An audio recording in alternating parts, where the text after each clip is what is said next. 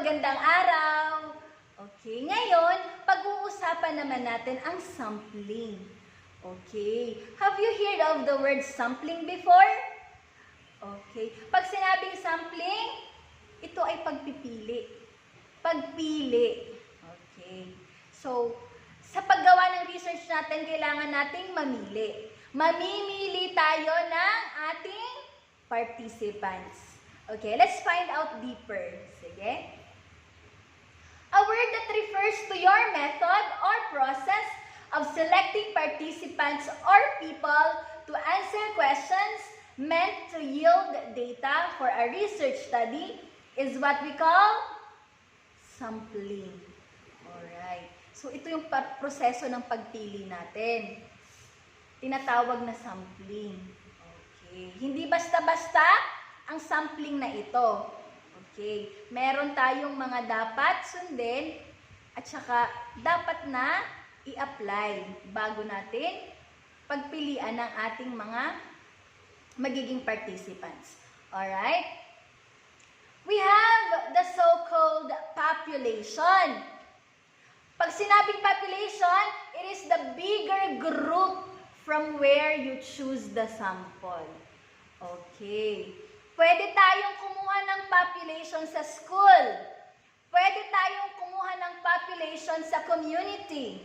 So, of course, didepende ito sa kung anong topic meron ang iyong grupo or topic na meron ka. Okay. Meron tayong sinasabing target population at meron din naman tayong tinatawag na accessible population.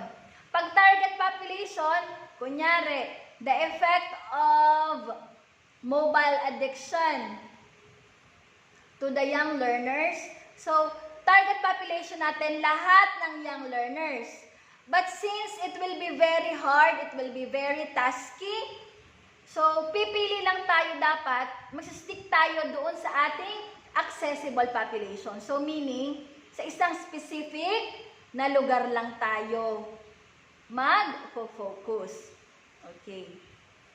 Para doon lang tayo kukuha ng ating mga magiging samples doon sa population na yon, sa ating accessible population. Alright. Next is, we have the chosen ones through which you will derive facts and evidence to support the claims or conclusions propounded by your research problem. Okay. Sino itong mga the chosen ones? Alright, sige nga. Chosen ones will be the sample. Alright. Yung ating sample. Sila yung ating mga hinirang. Mga pinili natin na sasagot, na magbibigay talaga sa atin ng mga sagot, yung mga reliable facts, sila ang magbibigay, the samples. Okay. Next, meron tayong iba't ibang types ng sampling. First, we have this probability sampling or the so-called unbiased sampling. Okay, this type of sampling is very fair. This one is so fair and square. So, bakit kaya siya naging fair and square? It involves all members listed in the sampling frame, representing a certain population focused on by your study. Okay. An equal chance of participation in the sampling process is given to every member listed. So, this is probability sampling. Alright. So, sa klase natin, lahat syempre involved. Okay, let's say, for example, meron tayong magiging raffle sa classroom. Okay, of course, lahat ng kasali sa section na iyon, magkakaroon ng chance na mabunot. Okay, ililista natin ang pangalan, parang draw lots, ganon.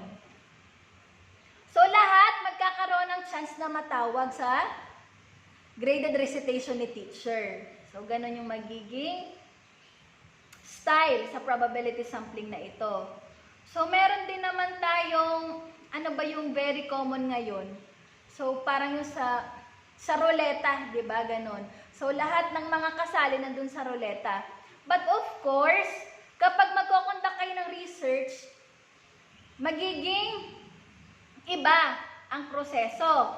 Let's say for example, hihingi tayo ng list ng mga pangalan ng mga estudyante. Okay, sa probability sampling. Tapos, it will be based na lang sa atin paano natin sila pipiliin. Or kung ganun din naman, ililista yung lahat, tapos bubunot na lang kayo ng kung sino yung pwedeng sumali as your sample. Magiging participant sa inyong study. Okay. We have under probability sampling the simple random sampling. Okay. Ito daw ang best type of probability sampling. Bakit siya naging best type? Using a pure chance selection, you assure every member the same opportunity to be in the sample. Okay. Simple random sampling. So, paano natin to gagamitin? Sa anong sitwasyon?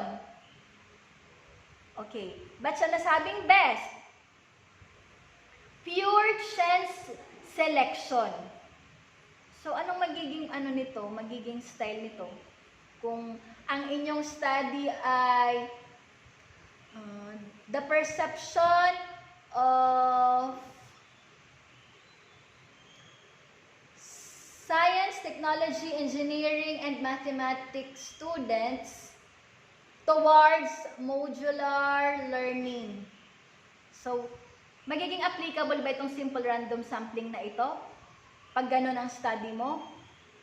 Kasi dito sa simple random sampling na ito, pure chance selection. So, listado lahat, tapos, bubunot tayo kung sino ang ating pwedeng maging sample.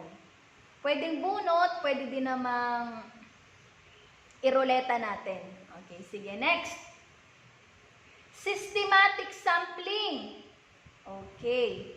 Chance and system are the ones to determine who should compose the sample. Okay. So, may sistema sa systematic sampling. Bakit nagkaroon ng sistema? Okay. Organized siya. Let's say for example, magkakaroon tayo ng mga listahan ng lahat ng mga sections ng grade 11 students. So, lahat ng pang number 5, lahat ng nasa ikalimang bilang ng listahan, sila lang yung magkakaroon ng chance na mabigyan ng questionnaire. Okay, pwede din namang lahat ng 10th. So, depende iyon sa mga researchers. Okay, systematic sampling. May sistema, may order, may organization. Okay, next. We have the cluster sampling. So, pag sinabing cluster, a probability sampling that makes you isolate a set of persons instead of individual members to serve as sample members. So, ito cluster, grupo-grupo. So, let's say for example, ang iyong population ay mga junior high school students. So, sasabihin, cluster, ika-cluster natin sila according to level, ganun. So, according to age. According to, ayun nga, level. So, lahat sa mga grade 7, sa grade 8. Cluster din kasi, di ba, kada cluster, kada barangay. Kinukonsider natin na cluster ang per barangay. So, ibig sabihin, pang maramihan, lahat ng grade 7, lahat ng grade 8, ganon. Lahat ng taga-barangay ganto, lahat ng taga-barangay ganto. Ika-cluster natin. So, set of person, ginugrupo. Okay. Depende doon sa mga members. Alright, next. Another type of sampling is the non-probability sampling. So this non-probability sampling, biased daw ito. Unfair daw ito na klase ng sampling. Bakit kaya? Okay, sige nga. The subjects are chosen based on their availability or purpose of the study. So, hindi naman siya ganun ka-unfair. Kasi, remember the keyword, based on their availability or purpose of the study. So, depende, nakadepende doon sa pagiging available nila, at saka depende din, of course, doon sa purpose ng study mo. Alright, let's have the types of this non-probability sampling. So, we have the first one, the quota sampling. So, sa quota sampling, you tend to choose sample members possessing the characteristics of the target population. Of course, ang ating pipiliin lagi ay yung mga members na nagpo-possess ng characteristics na hinahanap natin. And then another thing, pag sinabing quota, may limit lang, may number lang. So, sa grade 7, learners, ang kukunin lang natin ay 5 samples. Sa grade 8, 5 lang. Sa grade 9, 5 lang. Sa grade 10, 5 lang. Sa grade 11, 5 lang. Sa grade 12, 5 lang. So, may quota, may limit. And please take note na okay na yung 30 as number of samples na gagamitin mo. Kasi although mainam naman na magkaroon tayo ng big number of samples, pero it will be, kasi tasky siya di ba? Time consuming. Pero of course, magkakaroon tayo ng more reliable na mga data. Pero importante din naman na konti lang as long as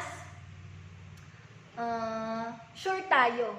Okay, doon sa mga nakuha nating information. Naging maayos yung proseso. Alright, next. We have this voluntary sampling. So sa voluntary sampling, no need for you to do a selection process. So dito, hindi natin kailangang mamili. Hindi tayo mahihirapan na mag-choose. Walang magiging proseso dito. So kung sino lang yung interesado, sino lang yung willing na magsagot ng questionnaire mo, sumagot sa tanong mo, then sige, magiging sample natin sila. But of course, may number lang ng samples ang ating kukunin. Next, we have the purposive or judgmental sampling. So, napaka-ano naman itong isang to. Napaka-judgmental. Okay. Selecting those with rich experience or interest in your study. So, dapat siguraduhin natin na sila yung ating mga samples na mayayaman sa experiences. Okay. Meron silang interest. So, magkukonduct muna tayo ng research nito. Sino ba yung magiging samples natin? Kapag ito yung ating i-apply na sampling, di ba? Kailangan talaga nating mamili. Kailangan nating maging very selective talaga. Okay. Sige. We have availability sampling. The willingness of a person as your subject to interact with you counts a lot in this method. So, parang, just like kanina, kung sino yung pwede, so sila yung ating tatanungin. Okay. Sige. Next, we have the snowball sampling. Okay. Similar to snow, expanding widely or rolling rapidly, this method does not give a specific set of samples. So, mahirap itong gamitin na snowball sampling. Kumbaga, pakalat-kalat lang. Sa kalat-kalat na area natin, pwedeng pulutin kung sino yung ating magiging samples. kung sino yung ating magiging participants. So, parang wala tong order nga naman. So, kahit sino, pwede nating mapili kapag ito ang gamitin natin na kind of sampling. Okay? So, I hope you were able to know, to learn kung ano ba talaga yung dapat na gamitin nating sampling. So, tandaan lang na depende ito sa topic nyo at saka lagi nating isipin na ay dapat pala i-consider lagi natin yung ating mga population. So, ganon. I hope you learned something today. That's all. Bye. Thank you. God bless.